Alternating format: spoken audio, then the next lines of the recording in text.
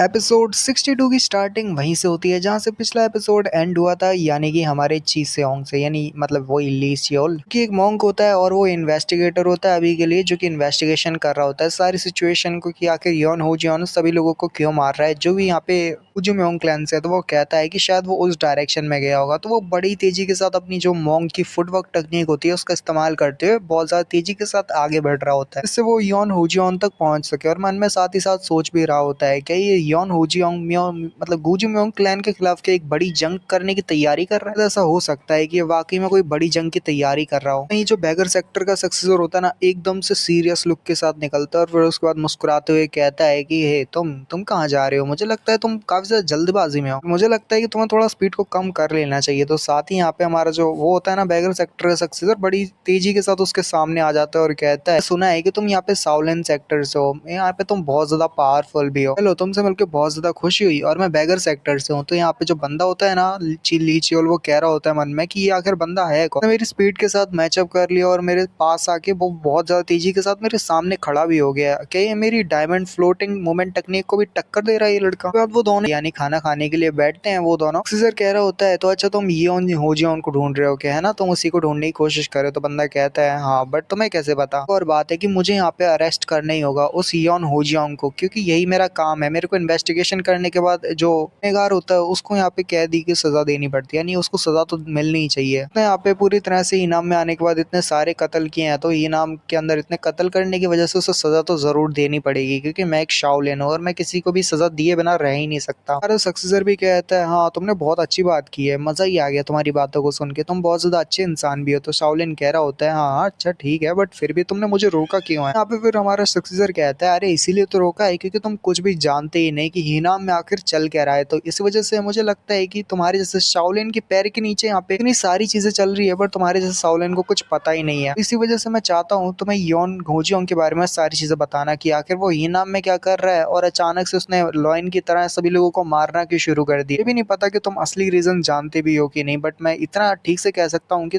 तुम्हारे पैर के नीचे बहुत चीजें चल रही है, बट तुम समझ नहीं पा रहे। यहाँ पे शाओलिन भी कहता है हाँ, तुम्हारी बात तो सच है कि मुझे अभी तक पता ही नहीं कि हीनाम में आखिर योन हुजियोंग मकसद से आया है और करना क्या चाहता है, वो इतने सारे लोगों को क्यों मार रहा है। और उसके कप में वो वाइन को डालते हुए कहता है कि तुम चिंता मत करो, मेरे जैसा बैगर का काम होता ही है कि सारी चीजें का इन्फॉर्मेशन बताना और दूसरे लोगों तक पहुंचाना। जब बात रहती है किसी मैड लॉयन की, यानी किसी शेर की जो पूरी तरह से पागल हो चुका है, तो उसके बारे में भी बताने का काम मेरा होता है, मैं एक एक्सपर्ट हूँ। उसके बाद दूसरा सीन जो होता है वो फाइट का ही दिखाया जा रहा होता है। हुजियोंग यहाँ पे उस मोटे हट्टे कट्टे बंदा जो कि हक होता है उसके ऊपर हमला करता है, तो हक भी यहाँ पे सामने से अपने बड़े से पावरफुल दोनों हाथों के साथ वो हल्क की तरह ही हमला करता है। हल्क के साथ ही वो जैसे अपने दोनों हाथों को पटक के एक वाइब्रेशन को क्रिएट करता है जमीन के अंदर, जिससे बहुत सारे पत्थर उड़ते हैं, जिससे हमारे हुजियोंग को चलना मुश्किल हो जाता है। हक मौका देख के आगे बढ़ता है हमारे हीरो के ऊपर हमला करने के लिए, बट जो हमारा हीरो होता है हुजियोंग ने एक्स के साथ उसको इस तरीके से पकड़ता है कि वो उसके ऊपर आ जाता है और उसके छाती के ऊपर खड़ा होने के बाद वो यहाँ पे उसे एक जोरदार मुक्का लगाता है। हमारा जो हक होता है उसके पास टर्टाइस वाली जो शील्ड होती है ना, उसकी वजह से वो बच जाता है और फिर से हमला करता है। तो फिर हुजियोंग पीछे की तरफ हट जाता है। वो दोनों ही आपस में बहुत ज्यादा आइकॉनिक फाइट कर रहे होते हैं और आसपास के प्रेशर ही वहाँ पे इतना ज्यादा बन रहा होता है कि वो दोनों ही बहुत ज्यादा मुश्किल के साथ फाइट कर रहे होते हैं। बट यहाँ पे हुजियोंग को सबसे ज्यादा मुश्किल हो रही होती है कि जो हमारा हक होता है वो फुल फाइट के मजे ले रहा होता है और हुजियोंग मन में कह रहा होता है, वो कह रहा है कि ये वो ब्लड का एक्सपीरियंस है, पर यहाँ पे इतना फ्लो हो रहा है, मैं ठीक से कुछ नहीं कर पा रहा, मैं इसको कंट्रोल नहीं कर पा रहा। स्पिरिट फैंटम टेक्निक भी अब बहुत ज्यादा कमजोर होती जा रही है, ये लड़का बहुत ज्यादा तेज होता जा रहा है। तो साथ ही यहाँ पे जो होता है वो कहता है लगता है जैसे तुम बहुत ज्यादा कमजोर बनते जा रहे हो, लगता है तुम्हारी ताकत खत्म होती जा रही है। तो फिर हुजियोंग फिर से आगे बढ़ता है और इस बार अपनी पूरी ताकत लगाता है। इस बार वो एक हमला करता है जिसका नाम बेखो मार्शल डोमिनेशन होता है। तो साथ ही हमारा जो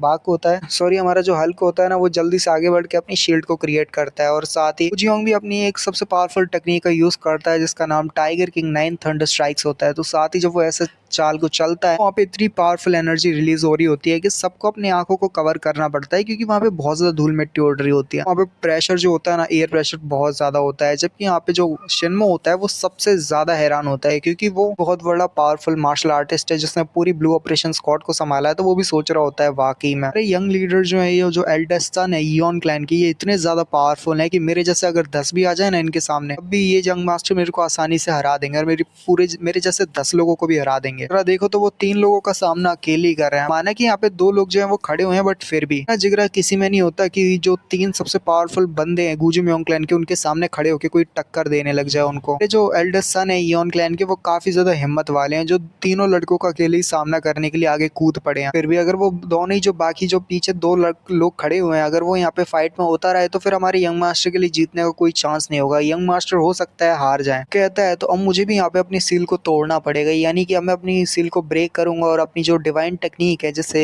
ड्रैगन एम्ब्रेस डिवाइन टेक्निक कहते हैं, तो मैं भी उसको इस्तेमाल करूंगा। जैसे मेरे पैट्रियार्च ने मना किया था कि जब जरूरत हो, जब यहाँ पे कोई बड़ी सीरियस फाइट हो, तभी मैं इसका इस्तेमाल करूँ। तो मुझे यहाँ पे एक बारी में सबको काम को खत्म करना होगा। जबकि यहाँ पे जो हमारा हुई होता है ना, वो ही कह रहा होता है कि वाकई में ये इंप्रेसिव है, ये बच्चा जो भी है ये यियोन क्लैन का हुजियोंग हक के सामने इतना ज्यादा आसानी के साथ फाइट कर रहा है और उसको हराने की जुर्रत कर रहा है, और साथ ही इतनी हिम्मत है कि वो उसके सामने खड़ा हुआ है। तो इस लड़के में कुछ ना कुछ तो खास बात है और ये वाकई में टैलेंटेड लड़का है। साथ वाला उसका एक और ब्रदर होता है, वो कहता है हाँ माना कि ये बहुत ज्यादा स्पेशल है, बट फिर भी इसमें काफी ज्यादा स्ट्रेंज बातें हैं। अभी भी यहाँ पे जब भी वो मार्शल आर्ट्स का यूज करता है, मुझे ऐसा लगता है जैसे पहले भी शायद मैंने इस तरह की मार्शल आर्ट्स देखी हुई है। ऐसा लगता है जैसे मैं पहले भी इसका सामना कर चुका हूँ। रोही भी कह रहा होता है उसके साथ वाला ब्रदर, अरे तू क्या बात कर रहा है फैमिलियर, बट हम तो इस लड़के से पहली बार मिल रहे हैं तो समझ नहीं आ रही। यहाँ पे वो कहता है कि जो मैं याद है ना, वो चीफ हमारे चीफ जो कमांडर है गुजू म्योंग क्लैन के, तो उन्होंने भी शायद सेम ही मार्शल आर्ट्स का यूज किया, उन्होंने हमें दिखाया था एक बार। उसके बाद वहीं पे जो चीफ होते हैं ना, वो अपने घोड़े के साथ पास्ट की बातें याद कर रहे होते हैं। मतलब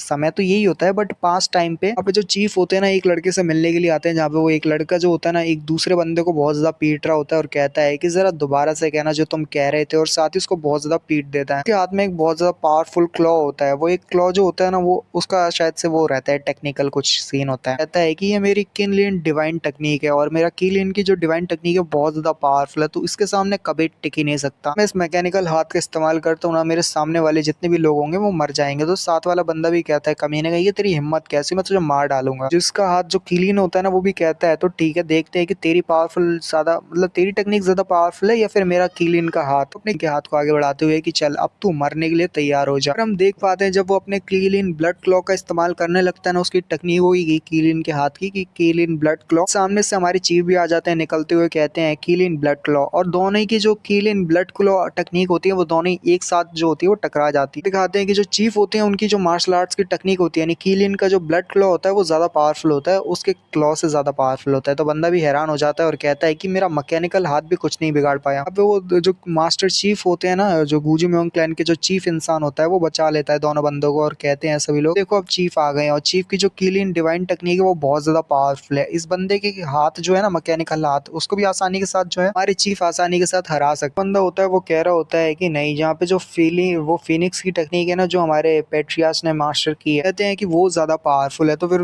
पहले से वो दूसरा बंदा कहता है कि क्या समझ रहा है तो इनकी डिवाइन ड्रैगन टेक्निक वो कमजोर है। उसके बाद जो चीफ होता है ना, वो एक्चुअली में यहाँ पे कर ये रहा होता है कि उन्हें यहाँ पे अपनी फोर्सेस में कंबाइन करने की बात कर रहा होता है। कि सारे लोगों की फालतू बातों को हम स्किप करते हैं और यहाँ पे चीफ को दिखाते हैं जो कि कह रहा होता है डिवाइन टेक्निक्स का यूज वहां पे करना चाहिए जहाँ पे जरूरी है। जब तुम यहाँ पे बाइक सेओंग को हराने की कोशिश करो, इस्तेमाल तब मत करो जब तुम अपने साथियों को हराने की कोशिश करो। इन टेक्निक्स जो है ना, ये डिवाइन टेक्निक्स तुम्हें मिली है और तुम्हें दी गई है जिससे तुम अपनी पावर्स को बढ़ाते हुए हमारा साथ दे सको, ना कि यहाँ पे आपस में लड़ने की कोशिश करो। यहीं पे ये वाले एपिसोड का एंड होता है। तो तब तक वीडियो में, तब तक ले sayonara, peace out, bye bye.